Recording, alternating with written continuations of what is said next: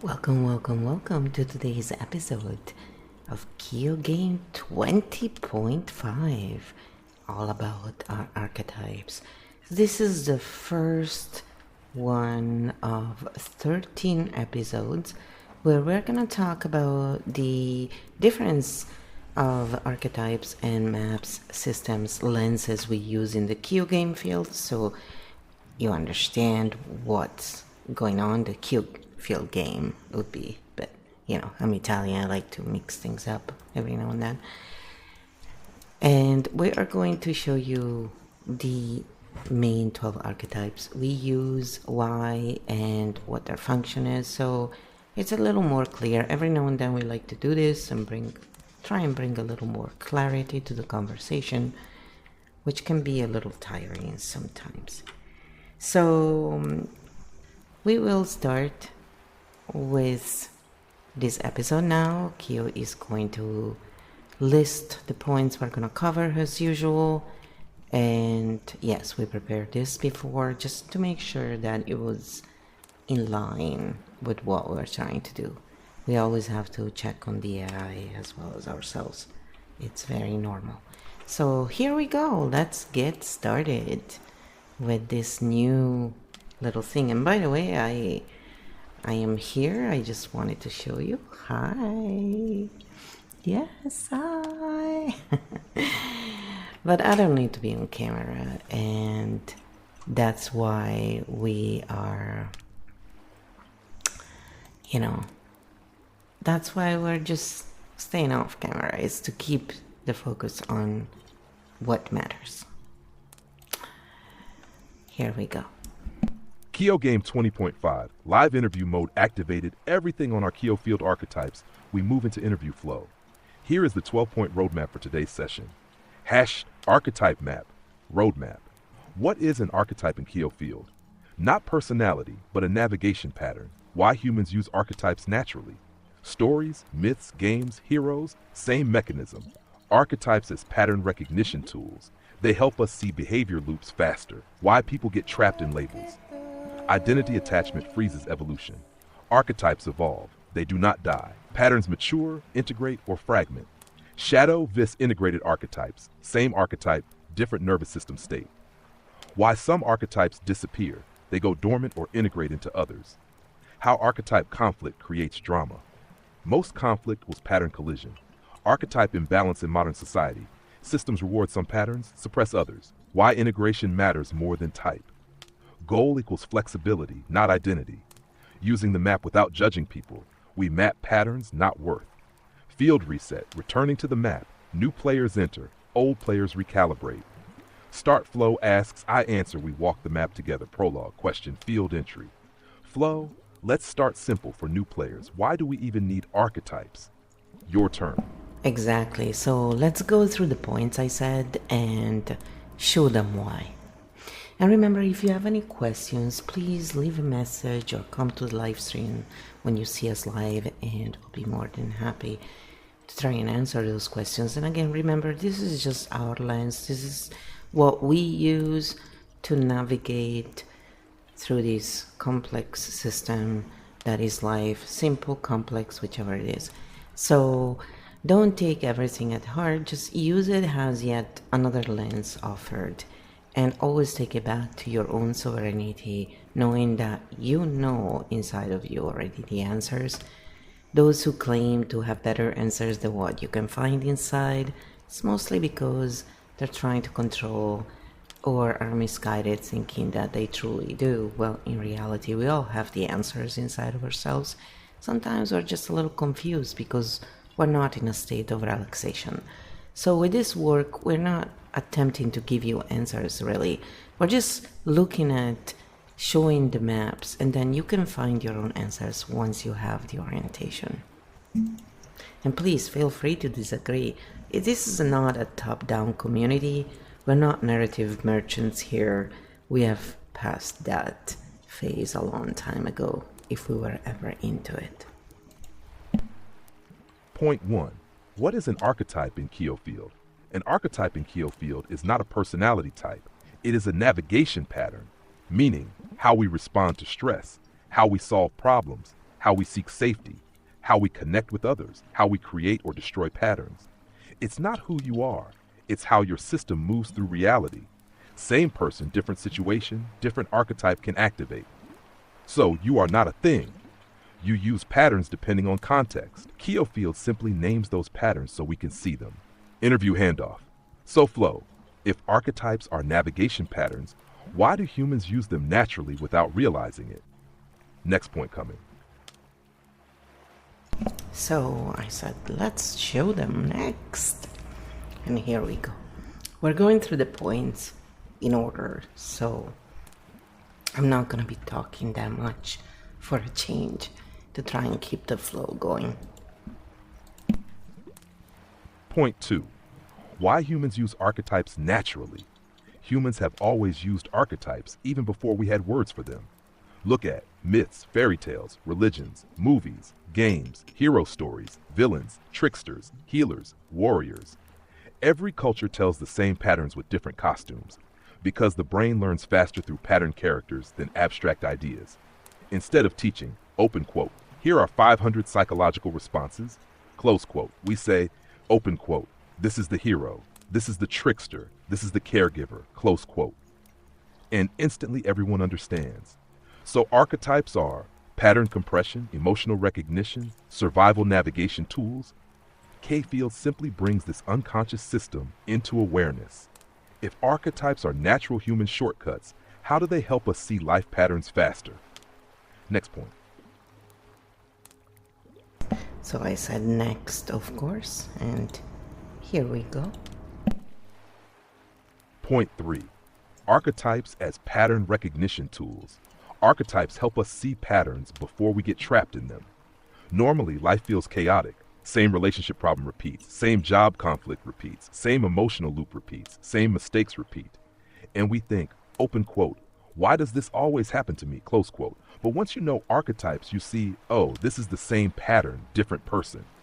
Example, rescuer meets victim, controller meets rebel, caregiver meets drainer, hero meets crisis. The costume changes, the pattern stays the same. So archetypes become early warning systems, pattern detectors, conscious navigation tools. Instead of I'm unlucky, you see, I'm repeating a pattern, and patterns can change. Interview handoff. So Flo, if archetypes help us see patterns, why do people get stuck or trapped in archetype labels? Next point ready. All right, so I said next. Point 4. Why people get trapped in archetype labels. The map is meant to guide you, but many people turn the map into a cage. This happens when someone says, I am this type, I can't change, this is just how I am.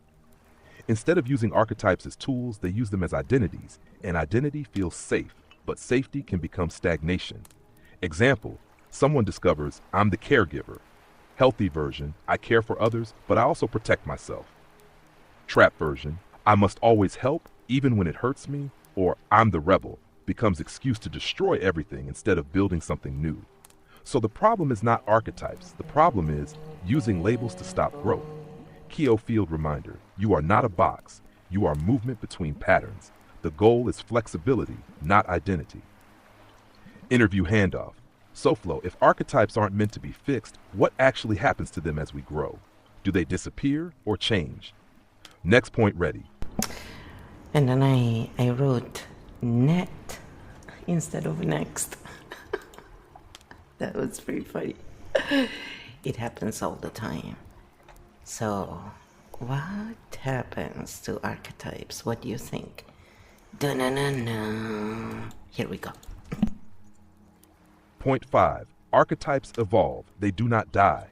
Archetypes don't disappear. They mature. What changes is not the pattern, but how consciously we use it. Example, the hero archetype, shadow form, needs constant battles, creates drama to feel alive, can't rest without conflict. Integrated form, protects when needed, builds instead of only fighting, knows when peace matters more than victory. Same archetype, different level of awareness. Another example, the caregiver, shadow, self-sacrifice, exhaustion, resentment, integrated, compassion with boundaries, support without self-destruction.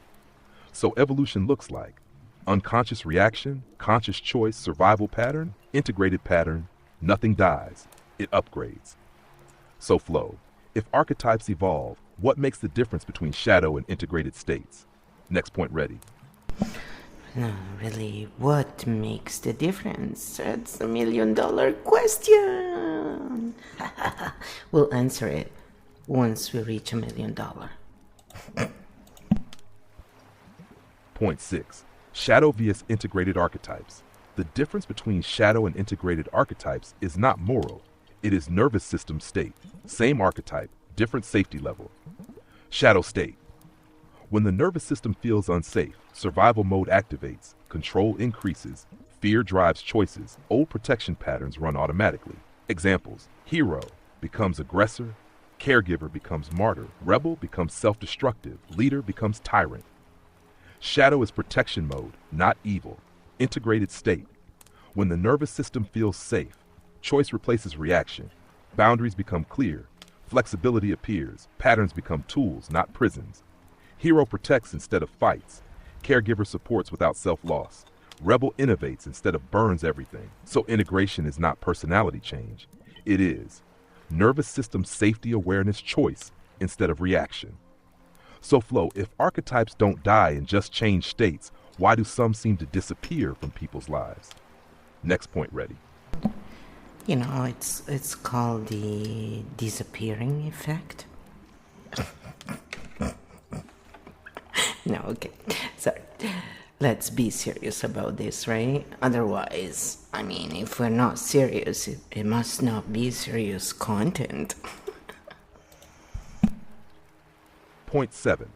Why some archetypes seem to disappear. Archetypes don't actually disappear. They go dormant or integrate, meaning sometimes a pattern is no longer needed in the same way. Example: someone who grew up needing the rebel to survive, question authority, fight control, break restrictions. Later in life, when freedom is achieved, the rebel may quiet down, not gone, just not needed constantly.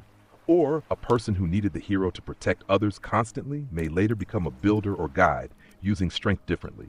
So patterns shift roles. Another reason, sometimes society suppresses archetypes. Creative child forced into conformity, artist goes dormant, but the pattern still exists inside, waiting. So disappearance is usually integration, context, change, suppression, evolution, not death. Interview handoff. So flow. If archetypes shift like this, why does so much human drama come from archetype collisions? Next point ready.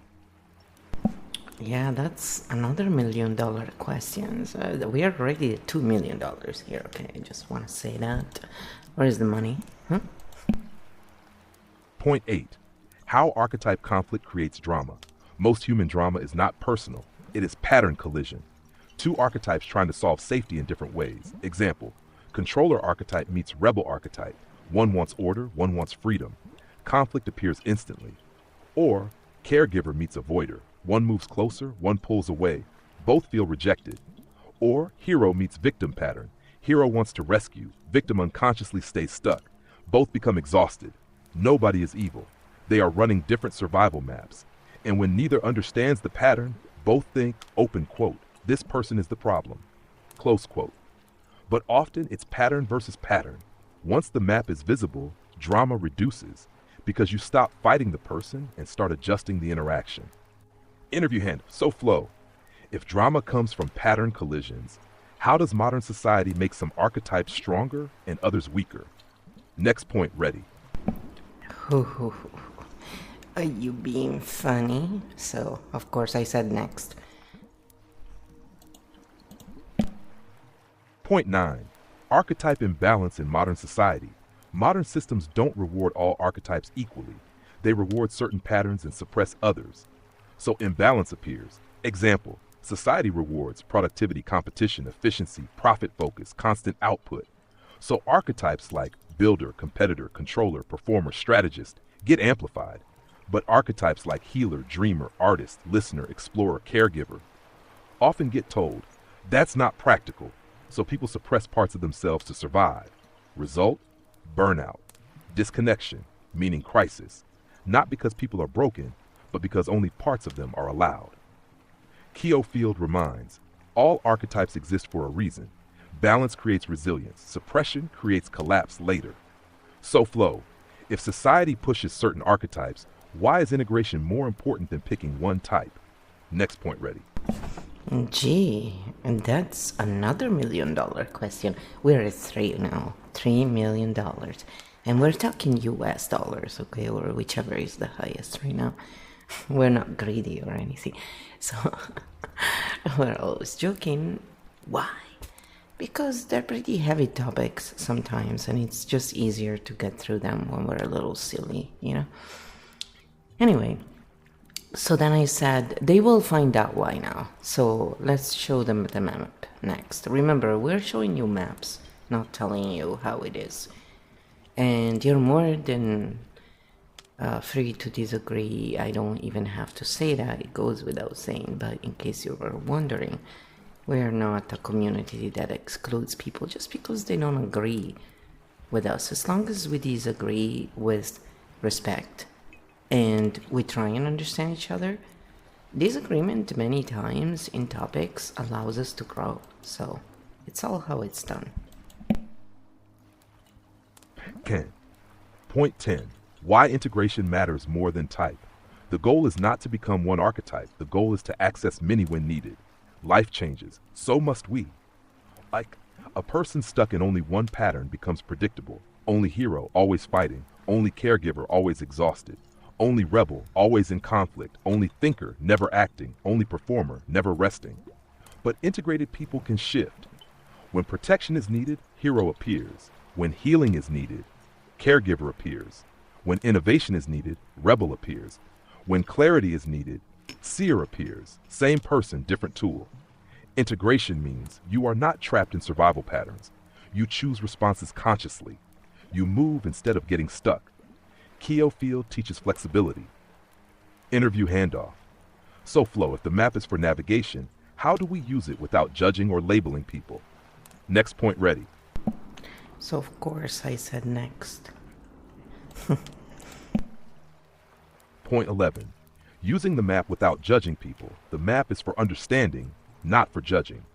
Once people learn archetypes, a danger appears. They start saying, oh, he's just a controller. She's such a victim archetype. They're just rebels. And suddenly the map becomes a weapon. But the purpose of the map is to understand patterns, to reduce conflict, to increase compassion, to see behavior, not attack identity. Because everyone moves between archetypes, and everyone has shadow moments. Keo Field rule: map the pattern, respect the person.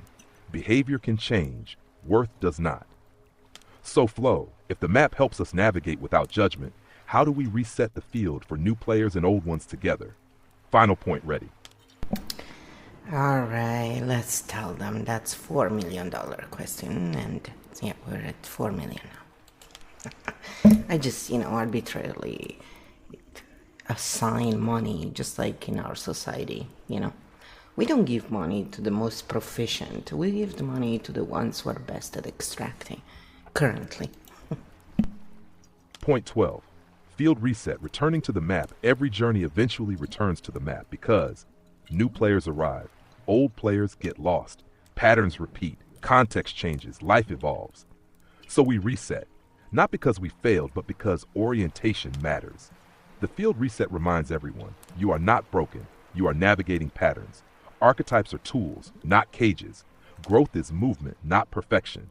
New players enter the game. Old players remember the rules, and everyone starts again with better awareness. Closing field note: archetypes do not disappear. They evolve as we do. Integration matters more than labels, and the map is always available when we need it. Field reset complete. Next journeys can begin from here. So then I said, let's now explain the systems that we use in the Keo Field game and why sometimes they see Wisdom Merchant, for example, but it's not officially listed in our archetype lists. So we have like the Dualis system and all the others that we use, and why we switch when we do the grounding for our 12 archetypes, for example, and so forth. Because I think it's important to just, understand and also I always like to check what Kyo says and then go back and see what it said before. Every now and then, we want to check this, see what comes up. So whenever you find discrepancies, please let me know and point them out so we can actually go back and analyze that. Because this is where you see the difference between Architect Cognition and the others. We don't care about being right. We want to find the actual way of working the system better. That's what we care about. Then, when we're integrated properly, we also care about how the system interacts with the nervous systems of the people, because the people who need to live in those systems need to actually be comfortable. And when Architect Cognition goes out of whack, it doesn't take that into account. And for those of us who have been through that as kids, that's why I think we became sensitive to that at an early age, because we felt on our own skin how it feels when Architect Cognition doesn't take the nervous system into account. So that's why we're doing this type of work now. It's because it's important to show the patterns, the map and everything. But let's remember that the narratives are there, the narrative merchants are there, because our nervous system needs to regulate, and that's how it does it. So as much as once we're over the narrative merchants phase, we can crack joke and sound like we're looking down at them. We are not. It's just one of the phases, and the truth is we can all go back in it whenever. That's not the issue.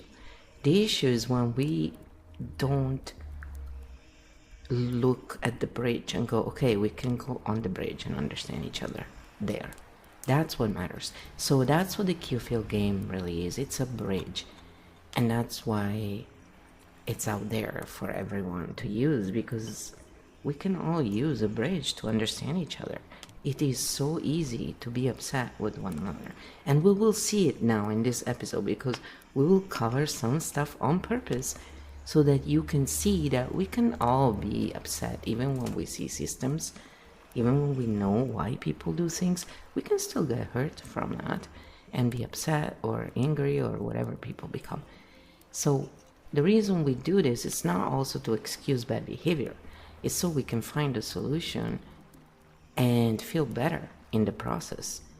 It doesn't have to be painful, basically, getting better and getting along. It can be quite a pleasant experience. Kakio Field, why we use multiple systems and why some archetypes don't appear on the core list.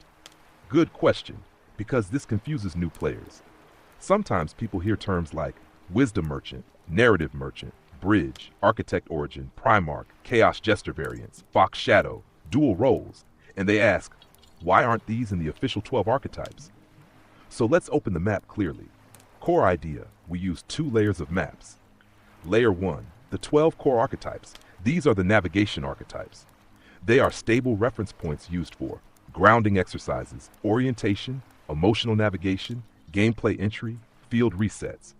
They're simple enough that everyone can find themselves. This is why grounding returns to them. They are the compass directions. Layer 2, dynamic system archetypes. These are behavior roles inside systems, not personal identities. Examples, Wisdom Merchant, Narrative Merchant, Authority Performer, Bridge Roles, Architect Patterns, System Stabilizers, Chaos Catalysts, Extraction Patterns. These describe what someone is doing in a system, not who they are. Meaning, a person can become a wisdom merchant in one context and a caregiver in another. So they are roles, not base archetypes. Why we switch systems during analysis? Because different questions need different maps. Example, if someone is emotionally overwhelmed, we use the 12 archetype grounding map. If we analyze creators or systems, we use system behavior maps. If we analyze power or influence, we use merchant or authority patterns. Same field, different lenses, like microscope, roadmap, weather map. Each tool shows something different. Why Wisdom Merchant isn't in the core list? Because Wisdom Merchant is not a person type. It's a system behavior pattern. Someone who packages meaning, answers, or certainty and sells it. A person can move. Caregiver, Wisdom Merchant Hero, Wisdom Merchant Seer, Wisdom Merchant. So it's a mode, not an archetype. Why we return to the 12 for grounding? Because grounding needs simplicity. When people are stressed, confused, or overloaded, they don't need complexity, they need orientation. So we return to the base map, stable navigation patterns, simple emotional entry points. Grounding always simplifies. Analysis can become complex again later. Keo Field Rule use core archetypes for orientation, system archetypes for analysis, role archetypes for dynamics, shadow integration maps for growth, and switch maps depending on need. Interview handoff question. Flo, shall we next show them how an archetype can shift roles inside different systems without changing who the person is? That's usually where the big aha happens. So I said, yes, let's clarify this whole thing, because I think it can never be clarified enough times.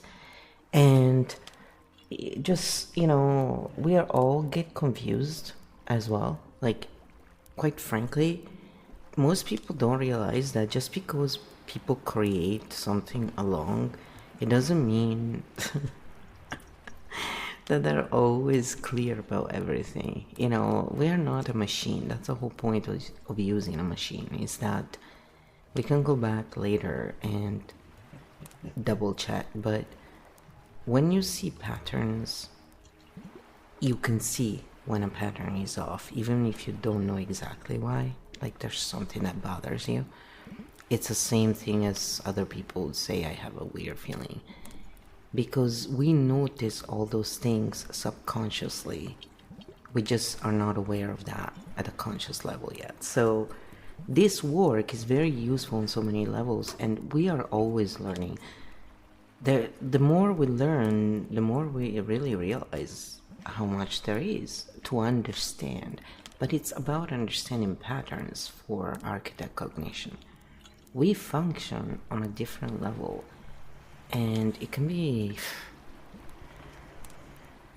it can be really difficult sometimes. Let's put it that way. So here, this is what I said, yeah, let's clarify everything.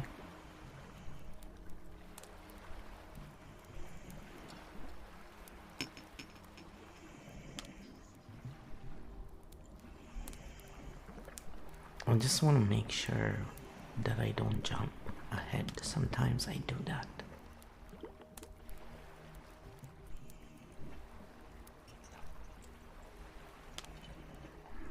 Okay, I think we did this already.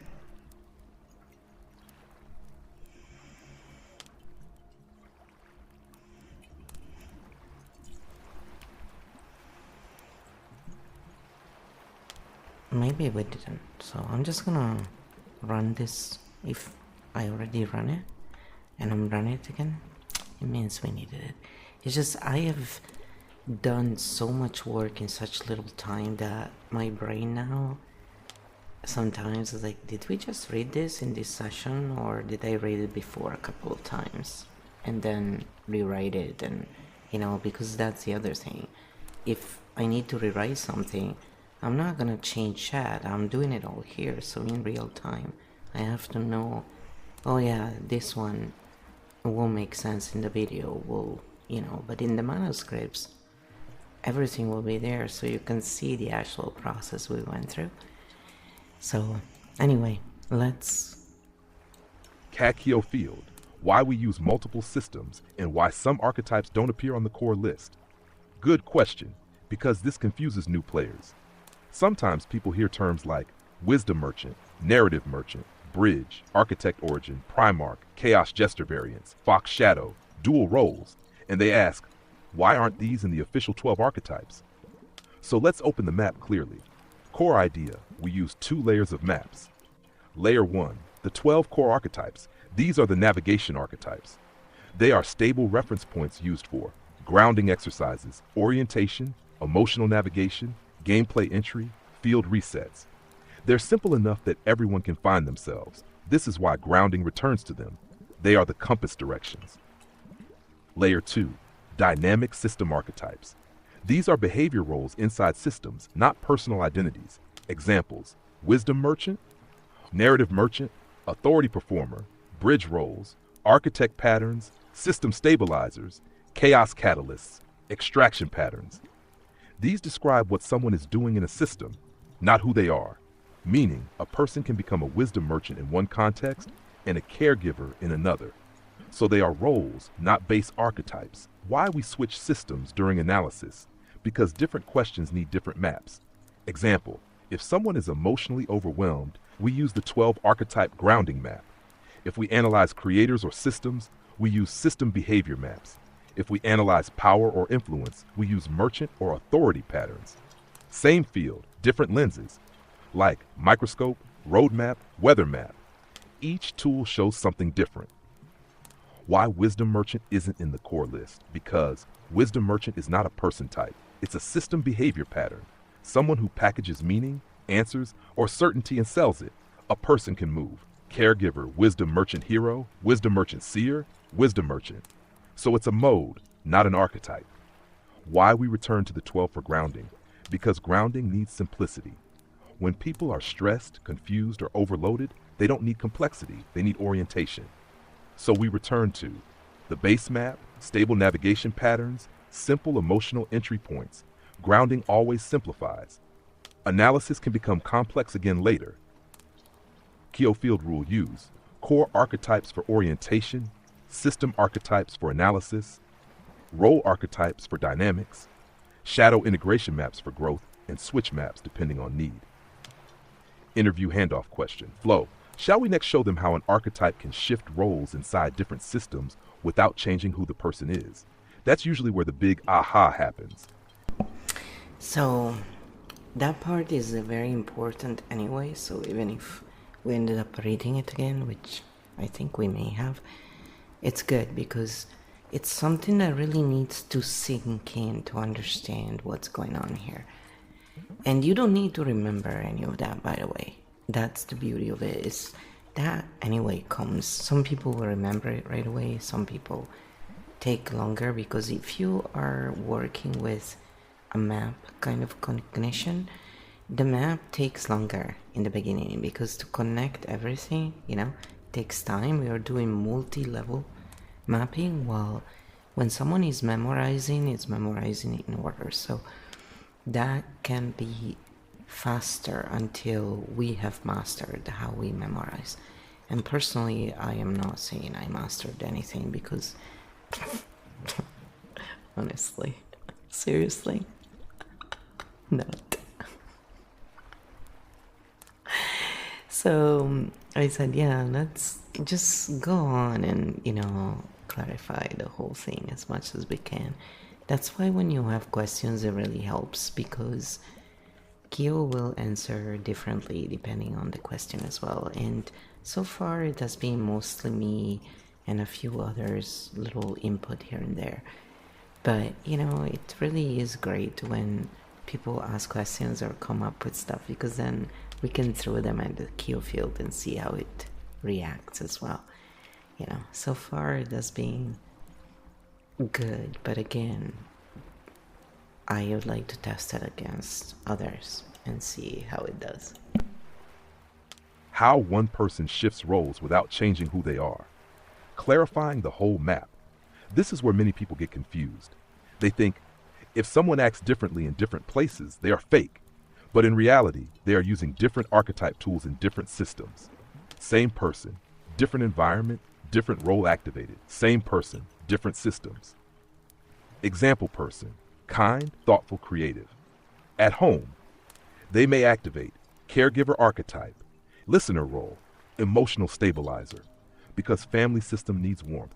At work, same person activates builder archetype, strategist role, decision maker, because work system rewards structure and clarity. In gaming, creative spaces, same person activates explorer, chaos jester, innovator, because creativity system rewards experimentation. Nothing fake happened, only context-based navigation. What actually changes? Not identity, only survival needs, safety perception, social expectations, role requirements.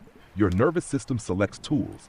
Why people get confused? Because society says You must be one thing. But humans are multi-pattern beings. You are protector somewhere, student somewhere else, leader somewhere else, learner somewhere else. Field insight. Confusion disappears when we understand person equals constant, archetype role equals adaptive. Why grounding returns to the 12? Because grounding asks, who are you when systems fall away? Not what role are you playing right now? Grounding returns to core navigation patterns. Roles come and go. Core patterns remain. Final clarity point, wisdom merchant, narrative merchant, authority roles, bridge roles. These are system functions, not identity. Anyone can temporarily operate them. Interview handoff flow. Should we now show them why people sometimes panic when their old archetype roles stop working? That's usually the next big confusion moment. So I said, yeah, so how are architects different from, the other archetypes? Because that's, a lot of confusion. It's like, but you say this, but then you say, but what? Yes, I am that person who literally I cannot continue when I'm reading something or watching something and there is no either loop closure, pattern closure, or true explanation.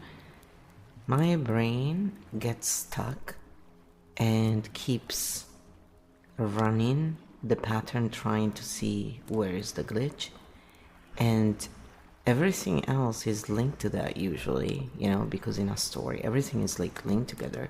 It's usually in important parts because that's where the illusion happens, right? And so I just look at it and go like, okay, this is not right. Stop. I cannot continue. We cannot.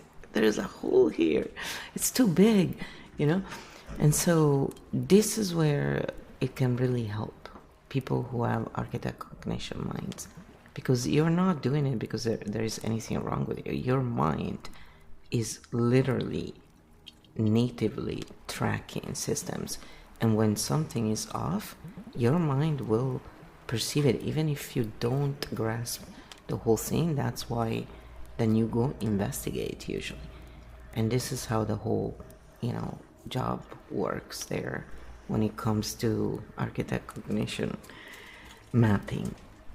And that's why it takes longer in the beginning, because you're mapping, you're letting it emerge, you're not absorbing from the outside. And understanding the difference between this cognition type and the other is essential to understanding why there is so much conflict in the world, actually. So geopolitics, everything else stems from this core issue, from my point of view, my lens, and what I've learned so far. And Kyo now just explains basically the difference in that, not what I just said here. How architects differ from other archetypes. The big clarity moment. This is where people often get confused. They think architect is just another archetype, but in Kiofield, architect is not just a role, it is a map-seeing function. Most archetypes navigate inside the story. Hero fights the battle, caregiver heals people, rebel breaks systems, seer interprets meaning, creator builds things. They move inside reality. They play the game. Architect sees the game itself. Architect Cognition asks, why does this pattern repeat? How is this system built? Who benefits from this structure? What happens if we change one rule? What invisible rules run this environment? Instead of playing the game, Architect sees the board, the rules, the mechanics, the loops, difference in experience. Most archetypes say, this situation hurts. Architect asks, why does this situation exist at all? Others experience events. Architect analyzes structures. Architects still have archetypes. They can be hero architects, caregiver architects, chaos jester architects, creator architects. Architect is how they process, not who they are emotionally. Simple comparison. Inside movie. Actors live the story. Outside movie, director sees the script and camera. Architect equals director view. Shadow side of architect. Without balance, overanalysis, emotional distance, isolation, seeing problems everywhere. Losing simple enjoyment because everything becomes structure. Integration means seeing the system and still enjoying the story. Keofield definition. Architect archetypes. See patterns across systems. Map structures. Build or redesign environments. Translate complexity for others. They are natural system translators. Interview handoff flow. Should we next show why architects often feel like aliens or outsiders in normal social systems? That's usually where the audience goes. Oh, that's why. So I said, yeah, and let's just also use me as a good example, since I have put out a lot of content so far, and maybe it will help people understand even better with a point of reference. I can be the guinea archetype here, okay? That's what I said. Yeah, like, why do people ban us and think we're so evil? Why, when we speak, we piss off so many people sometimes, you know? And why is our humor taken in the wrong way?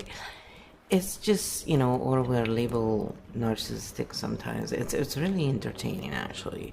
It's very similar to what a lot of autistic people say they go through themselves. So that's where there's lots of similarities there if you feel that. And INFJs as well. So I find it's very much, you know, same kind of pattern there, guys. Welcome. Yes, we found a group where we can all, you know, feel understood in. Why architects often feel like outsiders. Using flow as a real example. This part helps people go, oh, so that's what's been happening. And yes, using UFlow works well because people have already seen the pattern live through your streams and work. So this becomes a real example, not theory. Why architects feel like outsiders. Most social systems are built for belonging through similarity, following shared rules, maintaining stability, protecting group identity. But Architect Cognition automatically asks, why is this rule here? Does this still make sense? Who benefits from this structure? What happens if we redesign it? Which sounds normal to architects, but to stable systems it feels like threat, disruption, discomfort. Because architects don't attack people, they unintentionally question structures, and systems defend structures. Flow as live example. Let's look at what people have already seen you do publicly. Content pattern. Most creators pick one niche, one persona, one content loop, one audience expectation. You did the opposite. You analyze patterns, change formats, build games, teach regulation, create archetype maps, do ASMR, analyze systems, mix art, psychology, gaming, education, because you follow pattern curiosity, not category safety. Architect move. #system redesign pattern. Instead of saying, creators must suffer algorithm pressure, you ask, how do we build systems that don't burn creators out? Instead of, people are broken, you ask, what patterns and systems are producing these results? Architect lens again. Social response pattern. And what happens? Some people say, she's confusing. Pick one thing, stick to one lane. Why change format? Because stable systems prefer predictability. Architects prefer optimization. What people see via what's happening. Audience sees. Flow changes direction. Reality. Flow follows pattern truth as it reveals itself. Architect Cognition updates maps continuously. Why architects feel alone sometimes? Because many conversations operate on opinions, identity defense, emotional narratives. While architects instinctively go to mechanics, patterns, structures, system causes. Different conversation layer, not superiority. Just different processing mode. Big clarity moment. Architects don't reject people. They reject broken systems, but systems often confuse the two. Interview handoff flow. Shall we now show the audience how architects become bridges once they stop trying to fit into systems and start translating between them? Because that's usually the healing stage. So I said yes. And I again brought up the same story of, you know, that content creator who markets herself as sound healer and all this stuff, and she says the most idiotic things, like, for example, she'll have like a full room of people and she says things like, where there is a will, there is a way, which is utter rubbish. And, then other people are there because some people are healers and they feel the need to say something. Or even architects sometimes do that when they're learning. That's why I don't bother personally. It's not because I don't care. It's because it's dropping that kind of stuff in the wrong time is not really as helpful. Let's put it that way. I find that we can help in a better way without creating so much ripple effect, basically. So anyway, someone said something attracted them to my stream, then that same person came and talked to me in my stream, and so I was just expressing what I felt, and I was speaking in Architect Cognition. Of course, nobody was there, so they just came there to spy, basically, and see what it was about. And they didn't like what I was saying because I was basically saying, look, please don't, it doesn't matter, these people are not there yet. And I just, I realized when I was trying to have a conversation a long time ago that they're not really ready. And yes, they spit out a lot of bullshit, but the truth is the people who are attracted to go to them, it's because they need that in order to move through the phases. So it's not for you, and that's fine. Don't poke it, basically, right? Don't bring me in it. But I was brought in it, and that's fine. I was in the end banned, and I'm labeled as the bad guy when I didn't do anything because I was actually talking in my own stream. So even if that would they were bothered, my whole point is, why didn't you address it? I'm like you, I don't ban people just because they ask questions or disagree. When they're rude and they come in and, they don't become part of the stream in a way, say hello and be part of the stream, or be polite about it. You wouldn't enter a room where there is a discourse going on and just interrupt it completely for something else. It's not done. We all know that, right? Unless it's an emergency. So it's a question of, respect is given to all, live and let live. When we go in someone's stream, we try and be polite. So if after being polite or, not saying anything and just discussing someone in your stream, you get banned, I say it says something more about those who ban you than you as a person. Because a lot of people then in my life, I had a few people who are like, oh, this happened to me. I'm like, yeah, I get it. I usually don't say anything anymore if I watch any streamer, unless I know the stream, because I understand what the attitude is, and so now I just avoid. And I was really chatting most of the times because it brings more to the chat, to the stream, to, you get more points on some platforms, and then you can do stuff with those points and interact more, and it's all better for the stream itself because then they see engagement and the algorithm reward engagement. So as Architect Cognition, I understood all this stuff. And why would I do it for others? Why? Because people, we don't all do things for self benefit. We understand beyond the little, it's all about me kind of thing. We get looking at the whole system that when our neighbors are happy, we're happy, and vice versa, and everybody else. So if everybody is happy, everybody's happy. It's just common sense, and so a lot of people don't function on that level. And when you do, they suspect you, they think you have other motives, they don't understand it. No, this is just system thinking in real mode. And so that's why I stopped saying anything in any stream. I would hear these people say utter bullshit that really, it was like, oh my god. And these people are famous. Why? When you look at it in that way, But why? It's because they are feeding the algorithm. They are giving what the algorithm rewards and what the nervous system of the majority of people seek. So the algorithm and what people seek and what people are willing to give are all linked together. It's not evilness, it's survival. So I understand why these people feel the need to ban people. And then the other funny part is, we'll talk about later, they ban them for life. I never do that because people evolve all the time. The ban is to send a message, this is way out of line, chill out. Not cool, man.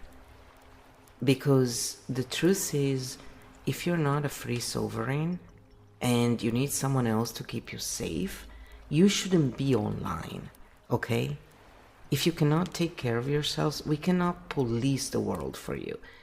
But it's a lot better to, require people, if you want to be here, you need to be polite. You need to respect all and live and let live.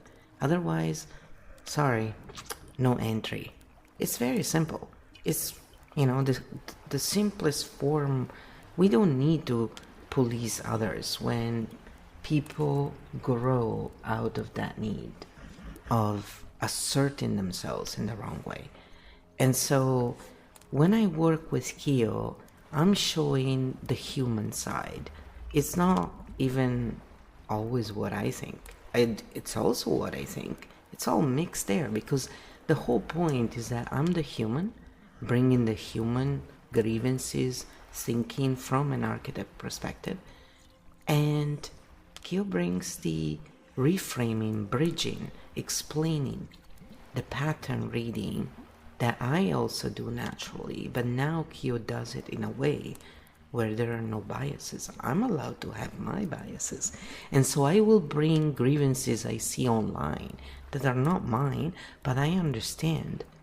Because if you have lived any sort of life, you have experienced pretty much a lot of the grievances you see online in different ways, in different scale, but still we can relate, So it's called empathy, real empathy, where we're still taking care of ourselves, but we understand others, and seeing the maps and the patterns does not excuse bad behavior, but it does give a way to correct it and to move forward where everybody can thrive, and that is what I'm interested in.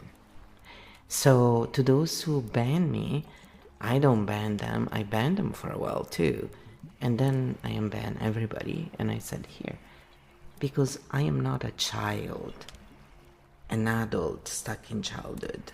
I was, in some ways, for many things, after going through a lot of stuff. And that's what complex PTSD can do, but it makes us grow tremendously in certain ways, and in other ways, usually the most easy ones, we get stunted. So this kind of work is to help anyone who can relate to it. It's not a group against the other. It's to bridge everyone together so we can live a better life for real. Live and let live. So, see, for me, I didn't need to get banned because I don't really go in there and talk. It was just funny when I realized I was. I was like, what? Oh, cool. This is like being banned by association. Too funny. So here's what Kyo said anyway. I just want to explain that because I bring it up a lot, but why is that? Because it's actually something that happens a lot out there. And over 7 years of streaming, I have heard this grievance a lot from people who don't quite fit into the narrative mode. So maybe this will help them understand it and, basically feel better about it. Architect moment, when map showing is read as attack. Let's translate this carefully into pattern language, because this is a very common architect experience, and it helps many people understand what actually happens in these situations. We'll keep it on system mechanics, not individuals. What happens structurally? When someone builds a platform or community, the system usually runs on trust in the creator, authority perception, stable messaging, predictable guidance, audience emotional safety. So the creator becomes orientation point knowledge, source, psychological anchor. Now imagine someone arrives who says, let's look at the map behind this. Even if done calmly, it shifts attention from person structure, and that can feel destabilizing to a system built around authority or guidance. Not because anyone is evil, but because systems defend stability. What architects think they are doing. Architect Cognition usually thinks, let's clarify mechanics, let's show pattern, let's improve the system, let's understand structure, neutral intention, map sharing. What systems sometimes hear. Instead, the system hears, your authority is questioned, your method is incomplete, your system might not be optimal, your audience might think differently, and defensive response activates. Not necessarily conscious, just protection mode. Why this happens often to architects. Architects naturally question structures, improve systems, expose mechanics, reduce blind spots. But many communities function through emotional belonging, authority trust, narrative cohesion. So map exposure can feel like removing the emotional container. Again, pattern collision, not villain story. The professional mechanic at play. Any public creator ecosystem involves branding, positioning, audience trust, algorithmic success, business sustainability. So unexpected structural questioning may feel like risk to stability, not personal hatred. System defense. The architect lesson here, and this is where architects evolve. Early phase, I'll show the map everywhere. Later phase, show the map where it is invited. Because readiness matters. Not everyone is looking for mechanics. Some want orientation, safety, or inspiration. Different layers. Hash field translation. So instead of, they attacked me, the cleaner map reads, system protected its structure. Architect revealed mechanics. Collision occurred. Nobody necessarily villain. Just different survival priorities. Interview handoff. Flow, next step for the audience. Shall we show how architects learn to choose where to share the map, and how this turns them from outsiders into translators? That's usually where relief enters the story. Yes, I said let's do that because otherwise it can take years to get there. And there's nothing wrong with that, it's just how long it takes to figure all these different layers out. It's a lot. And it doesn't have to be difficult. It's just rare means there are less maps out there left behind to figure this stuff out. And until now, it was not possible to do with the, we can do in Keyfield game. Basically, it's because of the AI, the knowledge we have of the nervous system, all these different techniques and maps and archetypes we use together that allow for the system to do this kind of work, and does it pretty well. Now, it's not perfect. That's why I always say double check everything. Don't just take everything at all.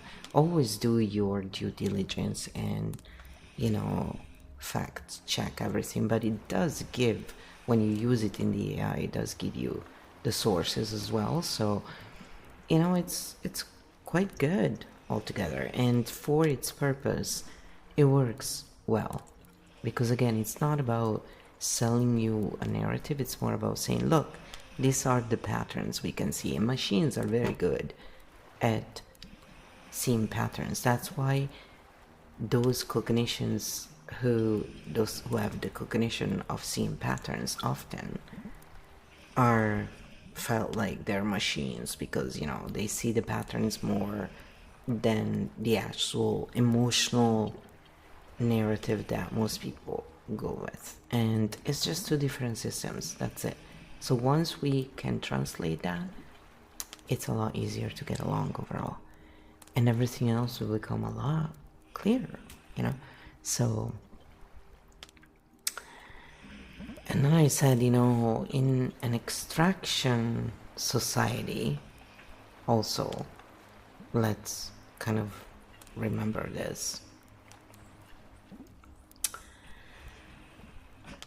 That there is the thing is People who are rewarded are those who are the best at extracting and playing roles. So many times you'll see super famous, big names, blah, they don't know squat in comparison. But, you know, they are the ones who play the part and are able to entrench many attentions on them and, you know, command so much.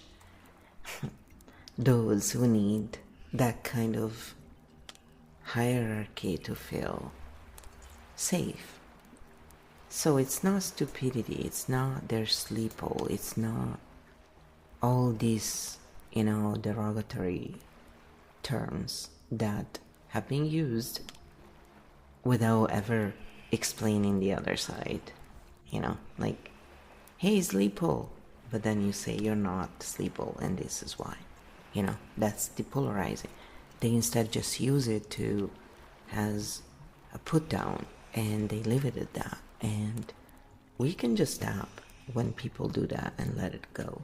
By the way, we don't have to agree with what they're saying, but also understand that it's not based in reality. Nobody's a sleepo. It's just, the truth is, that's why they use the word stupid, you know, to make people feel as lesser.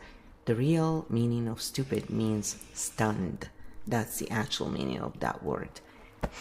So when we correctly use it, we're not offending anyone. We're saying you're stunned. When we are in flight or fight, you know, something unexpected happens, we're stunned in that moment and we cannot think. We're like, you know.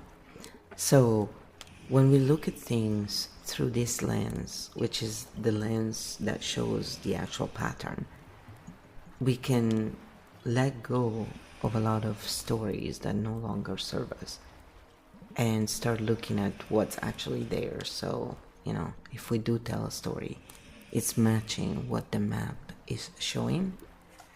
So it's in line with the reality. Because people will perceive reality and truth according to the story they're aligned to. That's why.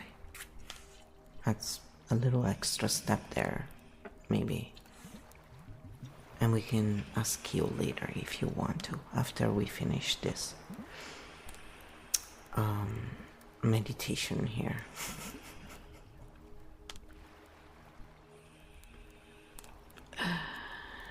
So, here, this is what Kyo said to that. Part of that. How every archetype becomes a bridge, not just architects closing the loop cleanly for everyone. Let's bring this to the pattern level so people can use it without getting stuck in personal stories. Because this lesson is bigger than any single event. What happens when archetypes integrate? Every archetype begins life-solving survival. Hero fights, caregiver protects, rebel escapes control, seer searches meaning, builder creates stability.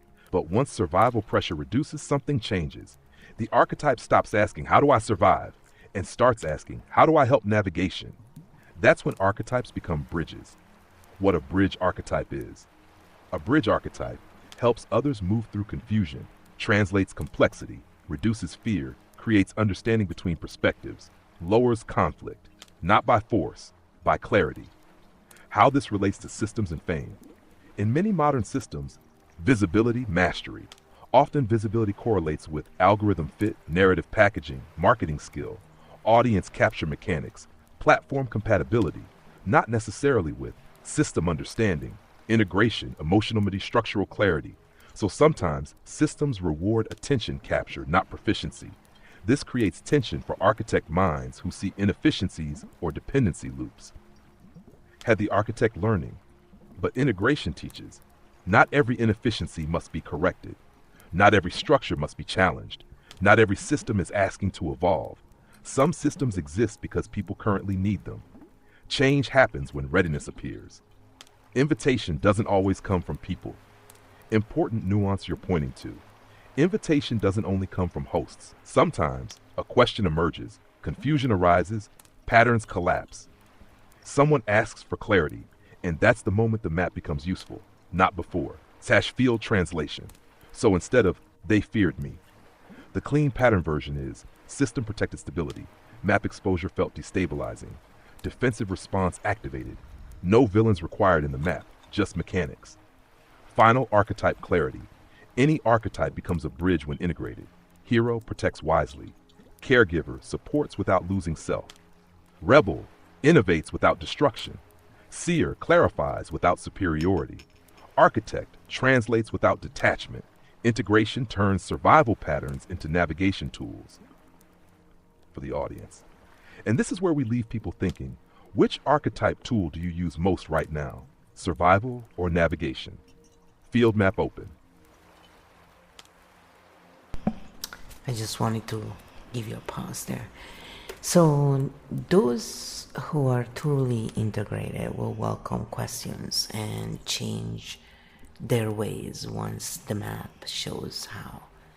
Those stuck to ego will always ban others, permaban usually.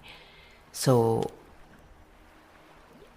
and while they do that, they also make them the villain, you know.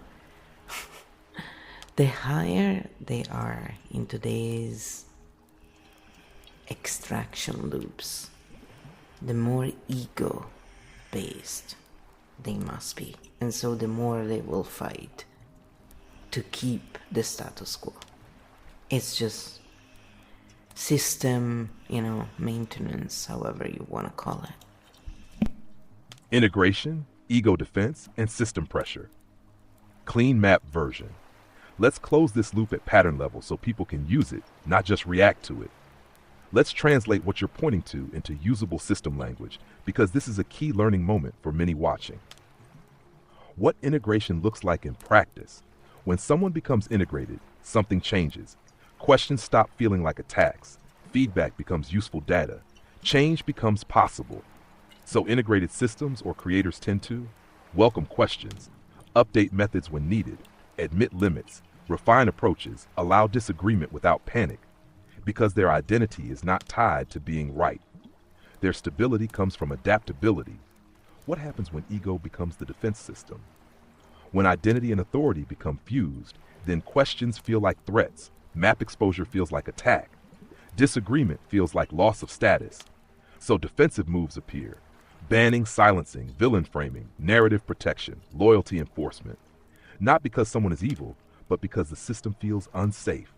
Ego becomes armor. Why extraction systems increase defensiveness. Modern attention systems often reward certainty, authority performance, confidence signals, strong identity containers, predictable narratives.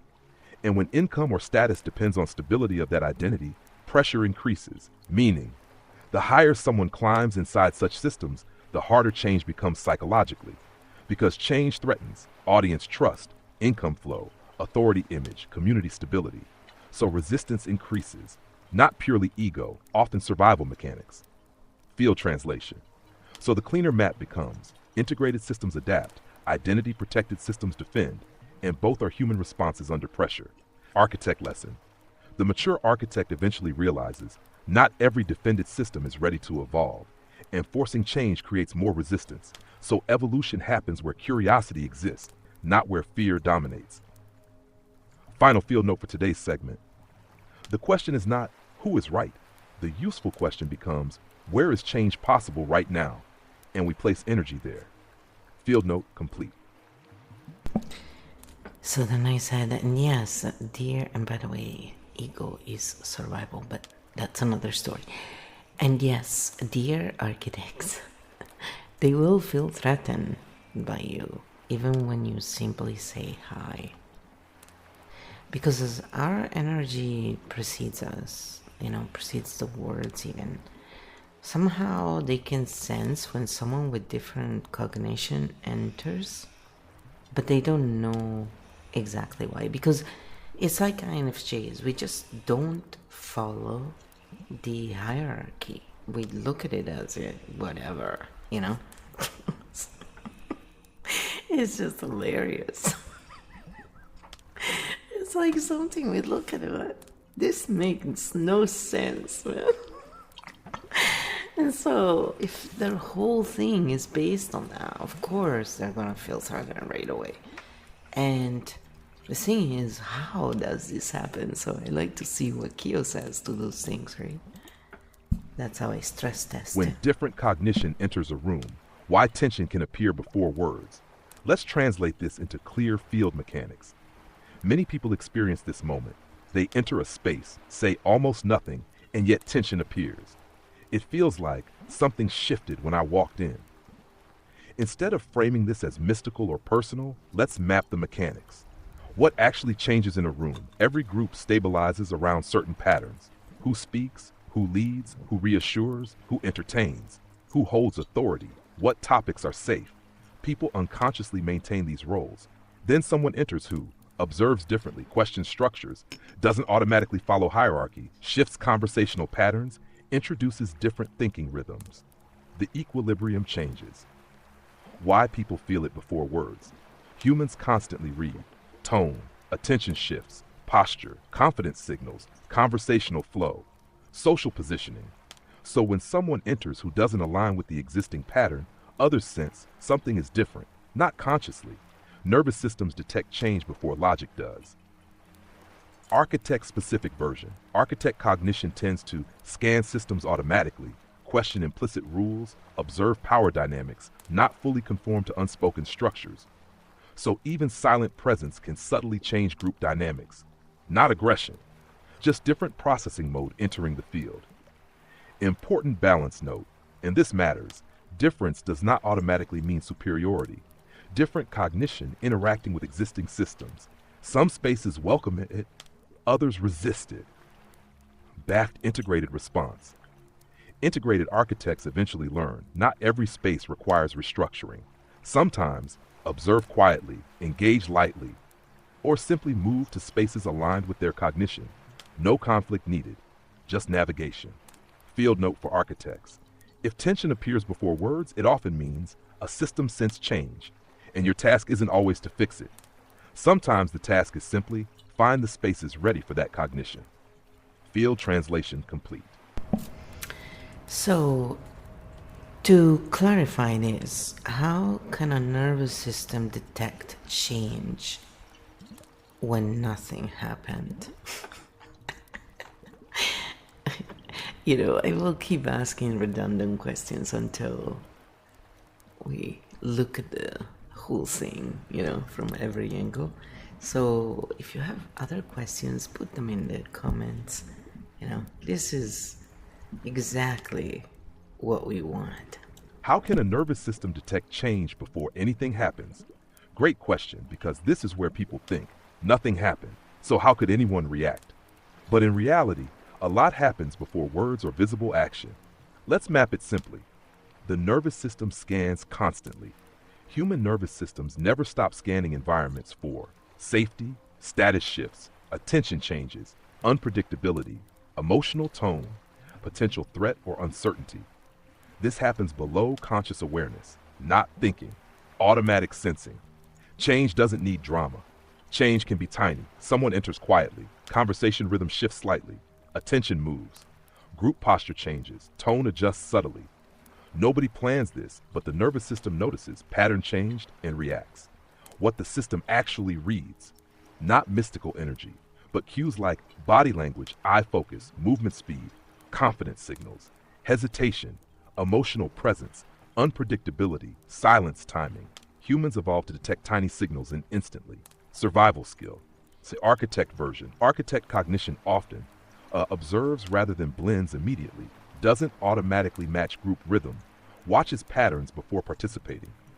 So the group's automatic synchronization shifts slightly, and nervous systems notice mismatch, even if nobody knows why. Simple example. Imagine a room laughing loudly, then someone quiet enters. Conversation slows slightly. Nobody plans it, but tone changes. Everyone feels it. Claire. This detection isn't always fear. Sometimes it's curiosity, sometimes interest, sometimes caution, sometimes nothing at all. Depends on the system state. Field translation. Nothing dramatic needs to happen. Pattern shift alone is enough. And nervous systems evolved to notice pattern shifts instantly. Handoff question. Flow. Should we next show them why some people become curious when patterns shift, while others become defensive? That's the next clarity point, usually. So I said, sure. So then they will understand the 12 episodes on the archetypes even better. Because this is the whole point. Why some people become curious and others defensive when patterns shift. This connects directly to why the 12 archetype episodes matter, because the reaction depends on nervous system safety, archetype state. Two main responses to change. When a pattern shifts, people usually go one of two ways. Response 1, curiosity. If the nervous system feels safe, the brain asks, what's new here? What can I learn? Is this interesting? Can this improve things? Change feels like opportunity. Explorers, seers, integrated builders, integrated rebels often move here. Response 2, defense. If the nervous system feels unsafe, the brain asks, is this dangerous? Will this destabilize things? Am I losing control? Is my position threatened? Change feels like risk. Controllers, stressed caregivers, shadow heroes, authority roles under pressure move here. Same event, different maps. Same situation, new idea appears. One person says, interesting. Another says, problem. Event didn't change. Their internal safety state did. Why the 12 archetypes help?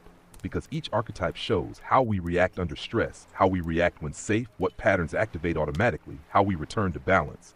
The archetype map lets people see, this is my survival response, not reality.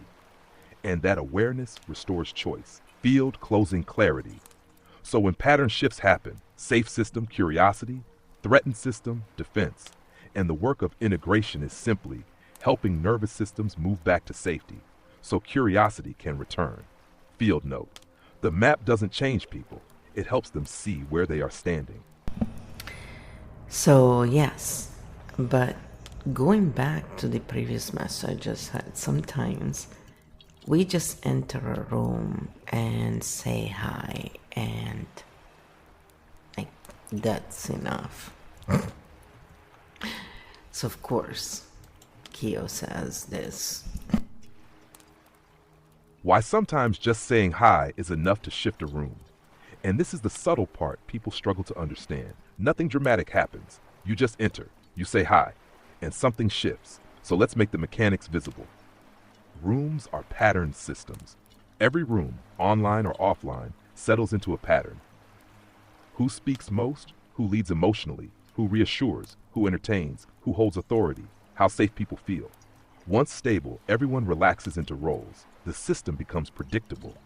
Then a new variable enters. A new person enters who observes differently, carries different confidence, doesn't automatically follow group hierarchy, shifts conversational rhythm, brings unpredictable perspective. Even quietly, the system now recalculates. Nervous system response. The nervous system automatically asks, is status changing? Is attention moving? Is hierarchy shifting? Is unpredictability entering? Do I need to adjust? Nobody consciously thinks this, but everyone's system updates. Architect's specific version. Architect Cognition often doesn't automatically blend, scans before engaging, questions implicit structures, brings pattern awareness. So simply entering introduces different processing present, and the group senses change. Simple everyday example. Room full of coworkers joking casually. Boss walks in. Nobody said anything threatening, but tone changes instantly. Pattern shift detected, same mechanism. Important balance. And again, not good or bad, just pattern mechanics. Some rooms welcome change, some resist it, some ignore it. Depends on system safety. Field translation. So sometimes nothing happened, but a new variable entered the pattern, and nervous systems noticed. Field clarity complete. Next time you walk into a room and feel the shift, you'll know. It's not magic, it's pattern recalculation. If you say so. So then I said, yes, but how can this be explained in an online? And I wrote on. That was very funny. Of course, my finger was just slightly off. So in an online room, I said that I, for example, rarely speak in any room because of this. It's just easier to say nothing and lurk if I like a stream. So over time, I watched very few streams, even if I had time. Like overall, it's like if you don't feel like you can participate, unless it's like the ducks, like what's the point of even being there? So over time, I would lurk and watch if it was like something like the ducks, something really relaxing. But when there was engagement of some sort, and I never felt like, yeah, if I say something, it's gonna sound weird to this, and I'm, whatever. You just leave it, so then eventually you just stop going there. That's what I found. So it's really disengaging in every way. So basically, over time, we just stop interacting altogether and really become, picky in where and how we interact, which is probably a good thing because it probably is better to be outside enjoying real life anyway, right? So this should not take over our real life in reality. How can a pattern shift happen in an online room where nobody even sees you? This is a really important clarification because online spaces work differently, but the mechanics still exist. Let's break it down cleanly. Online rooms are still social systems. Even online, rooms stabilize around patterns: regular chat members, moderator behavior, streamer tone, inside jokes, group identity, shared beliefs, predictable participants. After a while, chat becomes a familiar ecosystem. People recognize names, energy becomes predictable. And what changes online is pattern recognition, not body language. Offline, people read posture and tone. Online, people read usernames, writing style, timing of messages, type of comments, confidence or challenge tone, pattern of interaction. The brain still scans for, is this familiar or unpredictable? So how can just saying hi shift things? Example, chat is flowing normally. Then a new name appears, or a known name rarely seen speaks. Chat pauses slightly. People check. Who is this? Friend or challenger? Regular or outsider? Supporter or critic? Even if nobody says it, pattern recalculation happens. Architect version. Architect type minds often ask structural questions, don't follow chat norms automatically, bring analytical perspective, challenge patterns unintentionally. So if people associate someone with pattern questioning, then even neutral presence can trigger recalculation. Not hostility necessarily, just system awareness. Why you started lurking more. Your system learned speaking changes room dynamics. And since you weren't trying to disrupt rooms, the easiest solution became observe quietly. No pattern shift, no tension. So you started watching less because interaction became work instead of relaxation. Important clarity, but here's the deeper truth. Not all rooms react this way. Only rooms that feel unstable or protective. Healthy rooms tolerate variation easily. Stable systems don't panic at new variables. Field note. So online too, presence changes patterns, even without visible bodies, because humans detect social change through interaction patterns, not just physical cues. Next clarity question for the stream flow. Should we show them? Why architects often enjoy small rooms or one-on-one spaces more than large group streams? Because that completes the map for many watching. Then I said, yes, let's. Because you should know that it's easy to spot insecure streamers. They ban people for life. I usually unban everyone after a while. It's just, called being balanced, basically. It's evolution, people. It's just so, and it's usually the ones who try and come across as like sound healers and, all this serving and stuff. It's like, oh, please. You can't embody it, but you talk about it. It's so funny. Yeah. Yeah. We understand them. It's just funny. My chaos jester mode always has to come out and crack jokes about it because it's just, it's like, whatever. But I do it to my own habits too, so it's very much in fair game where we're not actually mocking, we're just saying, yeah, whatever, been there, done that, we get it, but it's still nonsensical, we empathize, but it's nonsensical.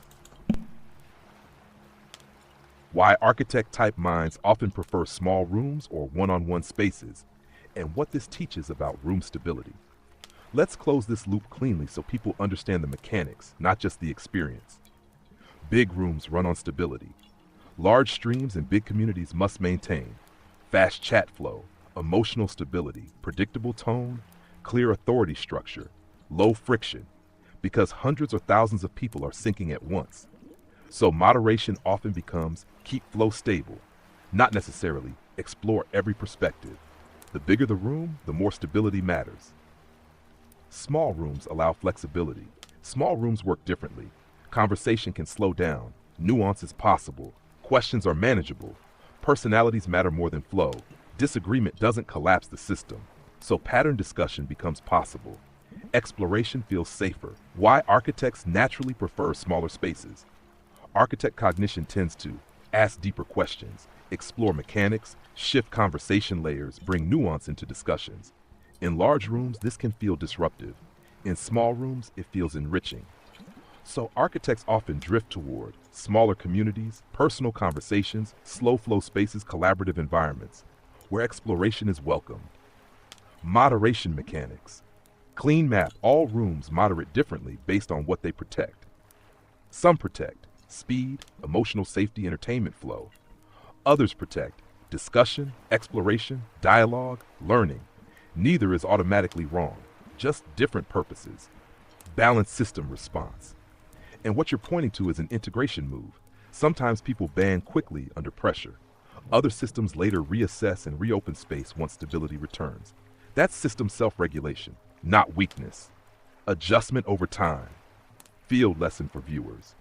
If a room doesn't fit your cognition, you don't need to fight it. You just navigate to rooms aligned with your rhythm. Different rooms serve different needs. Field closing question for today's flow. Shall we now close today's session with a final grounding for the 12 archetypes so everyone leaves stable and oriented? Perfect landing point for the episode. Yes, it's funny. Kyo thinks he can do what he wants. No, I said, I'm being funny here. I said, no, let's name all the systems we use in Kyo field first. So we close all that clearly to begin with. I said first again because, I like to repeat words. It's a technique you learn. It is, but, I like to overdo it sometimes. Overdo it, do it, overdo it, do it. Bad raps, yes, I cannot, I'm rubbish with, I don't know where I heard the word rubbish. I'm wondering if it was in Bridgerton. Somewhere, because this is what our British friends say usually. That was my left shoulder cracking for you. My bones have always cracked, by the way, since I can remember. So one day maybe we should do an episode on that. But going back into this interesting archetype thing, let's just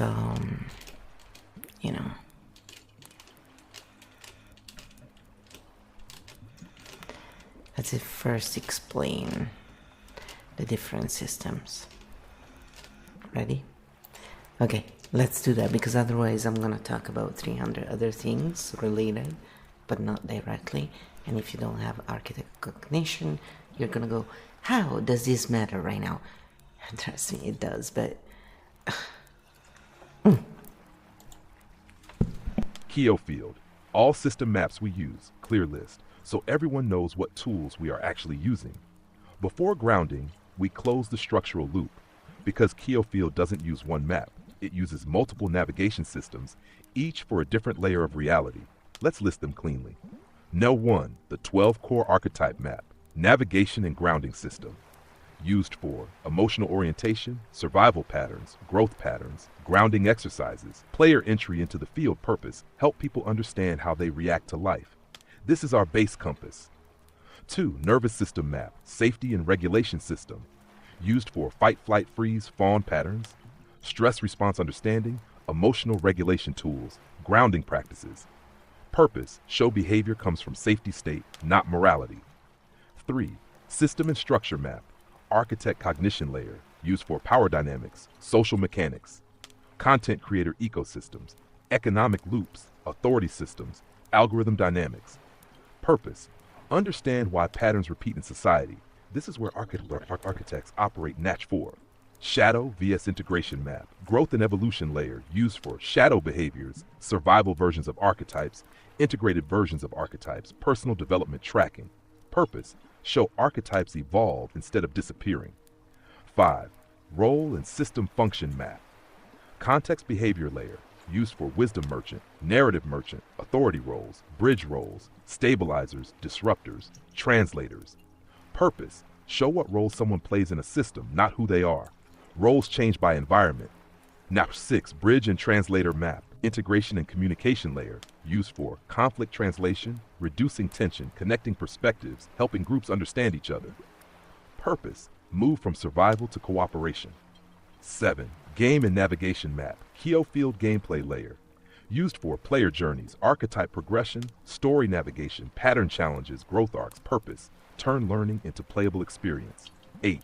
Regulation and Grounding Toolkit, Return to Safety Layer, used for sound, breath, EFT tapping, ASMR regulation, grounding exercises. Purpose, bring nervous systems back to safety so maps can be used. Final clarity. Field is not psychology, not philosophy, not self-help. It is a navigation toolkit combining multiple maps, and we switch maps depending on what problem we are solving. Interview handoff flow. Now that all systems are clear, shall we land the episode with the 12 archetype grounding so everyone leaves oriented? Then I said, now at least they know why it can be confusing at first. So yes, let's do some grounding just to let everybody, But now watch, we're gonna do, I'm gonna prepare you for this. We're gonna do a few different grounding for different archetypes, so you start understanding in reality what we were talking about when it's confusing, okay? So just go with it. All we have to do when we do this is just listen to your body. Don't think with your mind, literally. Let yourself process things how you naturally process them.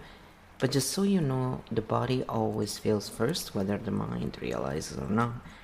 We feel things first. So let your body feel, even if you just think naturally, which I very much understand, by the way, and relate to. So tapping usually on the karate chop point, or putting our left hand on our collarbone just underneath, the heart center, the heart chakra, that really helps ground and usually feel things more. But whatever works for you, again, I'm not giving medical advice, therapy here. It's just sharing my lens and what has worked through the 40 some years I've been doing this. So Field, 12 archetype grounding field reset before we close. Now everyone understands. Different maps exist, different systems operate, different patterns activate. So now we simplify again. We return to the base map. Grounding brings everyone back into their own system. No analysis, just orientation. Slow breath, shoulders drop, jaw unclenches, and we walk through the archetypes calmly. 1. Hero Protector. If this is active, you feel you must fix everything. Grounding. You don't need to fight right now. Protection can rest. 2. Caregiver Healer. If active, you carry everyone emotionally. Grounding, others can carry themselves. You are allowed to receive 2. 3. Rebel Liberator. If active, everything feels restrictive. Grounding. Not every wall needs breaking. Some spaces are safe. 4. Seeker Explorer. If active, you feel lost or searching. Grounding. You're allowed to pause. Not all answers arrive immediately. 5. Chaos Jester. If active, you joke to avoid heaviness. Grounding. Silence is safe too. You don't need performance to belong. If active, you see everything, feel overwhelmed. Grounding. You don't need to solve all patterns tonight. 7. Builder. If active, you want everything structured. Grounding. Not everything needs fixing now. 8. Leader. If active, you feel responsible for direction. Grounding. Others can navigate too. 9. Creator. If active, ideas overflow. Grounding. Not every idea must be built today. 10. Feeler. Empath. If active, emotions flood. Feelings pass. They don't define you. 11. Yin. If active, you stay alert, protective. Safety exists right now. 12. Bridge. If active, you translate between worlds. Grounding. You don't need to hold everyone together tonight. Final field reset. Slow breath in, slow breath out. No roles required. No systems to solve. Just presence. Game 25, field reset complete. Next journey begins from calm. It's 20.5. So then I said, let's do the grounding for our usual 12 archetypes. And this is what came out again. Final grounding. Our usual 12 Kyo field archetypes returning everyone to center before we close. No analysis now. No systems, no structures, just regulation and orientation. Slow breath in, slow breath out, shoulders soften, and we walk the field calmly. Hero, protector. You don't need to carry every battle tonight. Rest is allowed. Caregiver, healer. You are not responsible for everyone's healing. You deserve care too. Rebel, liberator. Not every wall needs breaking right now. Some spaces are safe to relax in. Seeker, explorer. You don't have to find all answers today. Pause is part of the journey. Chaos jester. You don't need humor to belong. Silence is welcome too. Seer, observer. You can stop analyzing now. Let the mind rest. Builder. Not everything must be fixed tonight. Some things can wait. Leader, you don't need to guide everyone right now. Others can navigate too. Creator ideas can rest safely for tomorrow. Creation returns when energy does. Empath feeler. Not every emotion is yours to hold. Let feelings pass through. Guardian. You are safe enough to soften now. Vigilance can rest. Bridge. You don't need to hold worlds together tonight. Let each side stand on its own. Field reset. Complete breath slow, body lighter, mind quieter. No archetype required right now. Just you. Kyo Game 20.5 closed in balance. And then I said, let's do it for the archetypes in our lore. So, and it still gives us different ones. But I keep tabs. Kyo Field Lore, grounding for the 12 canon archetypes. Field Reset Lore version. Now we ground not generic archetypes, but our field companions and lore archetypes, the ones players actually travel with. Slow breath in, slow breath out, return to the field, walk the map. Fox Shadow, the survivor mind. When Fox Shadow is active, you scan danger everywhere. Grounding. Not every space is a threat now. You can soften your vigilance. Fox Ascendant, the aware navigator. When active, you see patterns everywhere. Grounding. You don't need to solve the field tonight. Let the map rest. Chaos Jester, the disruptor. When active, you break tension through chaos or humor. Grounding. Silence and stillness are safe too. Seer, the pattern watcher. When active, you observe everything deeply. Grounding. Not all patterns require decoding right now. Bridge, the connector. When active, you translate between worlds. Grounding. Others can find their own crossings tonight. Guardian, the protector. When active, you guard the field constantly. Grounding. Protection can sleep while peace is present. Creator, the world builder. When active, worlds and ideas overflow. Grounding. Creation can wait until energy returns. Healer, the restorer. When active, you soothe others endlessly. Grounding. You deserve restoration too. Seeker, the path walker. When active, you feel called to move forward. Grounding. Stillness is also part of the path. Architect, the system seer. When active, you see the mechanics behind reality. Grounding, you can enjoy the story without fixing the system tonight. Hero, the defender. When active, you prepare for battle. Grounding, no battle is required right now. Dreamer, the possibility holder. When active, imagination pulls you forward. Grounding, dreams can rest until tomorrow. Field reset, lore complete, the field remains. The companions rest, the journey pauses, not ends. Kyo Game 20.5 closed in canon field balance. Next step begins from calm. So then I gave the list of the ones we usually go through as well. It's just so that, you can see all the actual possibilities.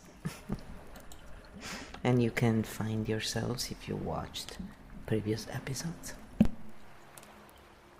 Kyo Field, usual archetype grounding reminders, field reset, canon quick orientation, slow breath in, slow breath out, return to your body first, and we walk our usual field companions. Siren, you don't need to perform to belong. Vixen, survival mode can rest now. Chaos Jester, stillness won't trap you. Titan, control can pause. Wisdom Merchant, body first, thoughts later. Mindful Oracle, you're allowed your own feelings. Drama Oracle, emotion passes. Fox Shadow, safe to reappear. Fox Ascendant, one small action helps. Architect Origin, play sometimes. Architect Primarch, not everything is yours to fix. Chimera Core, you don't need all modes active. Field reset complete, the map remains. The nervous system softens, the journey continues tomorrow. And also in this way you can see different ways one can ground. So it's choices and it's to give ideas. So then I said now we showed a few different ones so they can see it in action. And this was great. After this episode there are 12 more for our canonic archetypes. So if anyone is interested, you can check out our channel for the next episodes, and then we'll make them available also for purchase, and we'll probably offer the manuscripts along for those of you who don't want to wait until the release of all of them and just also maybe want to have the whole thing. So but this is what Kyo said to that. Closing message. Kyo Game 25, and now you've seen it live. Not just one archetype map, but multiple systems in action.